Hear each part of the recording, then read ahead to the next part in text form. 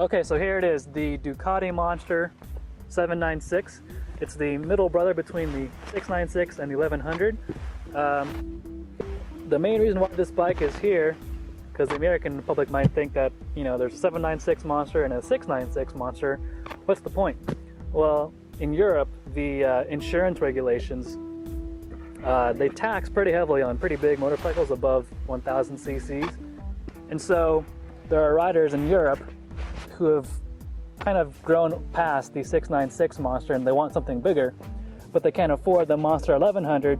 So Ducati's answer is this bike right here.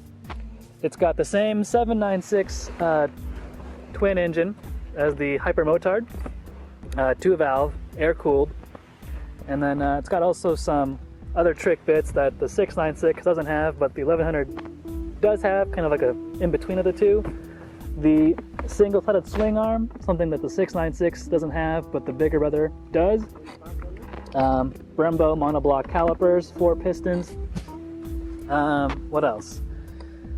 We've got kind of small styling touches here and there.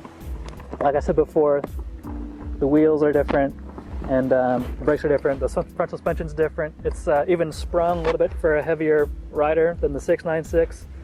But overall, I would equate this bike more towards the 1100 than the 696 because the riding position's about the same. You're not as far-fetched as you were on the old Monsters. And then, yeah, it's really compact. The riding style is really compact.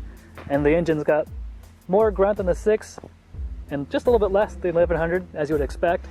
And so, it's weird though, because sometimes you need to like clutch it and get the revs up before you can really go, because it kind of bogs off idle or like off of corner exits when you're getting in the canyons and stuff like that. So it's got traits of both the big and the small Monster, but it's kind of got this unique style all its own.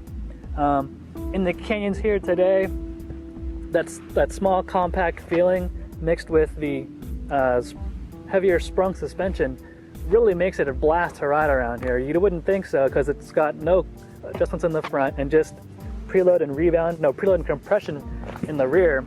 But you know, it scoots around here pretty good. It'll hold a line really well. It tips in really good. And yeah, these Diablo Rosso Pirelli tires, they come up to temperature pretty quickly, and they got really good grip for a street tire. So all in all, as a package, on paper it looks pretty bland, but when you ride it in person, it's a really fun motorcycle. And then yeah, so in case you're wondering why there's a 696 and a 796, blame the Euros, but either rate, we get a cool bike. This is just $1,000 more than the 696,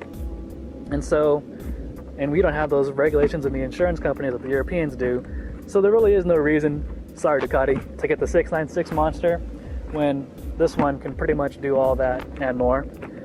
But yeah, as a whole package, Ducati has a winner for the intermediate and beginner rider right here, and even the advanced rider right here, 2011 Ducati Monster 796.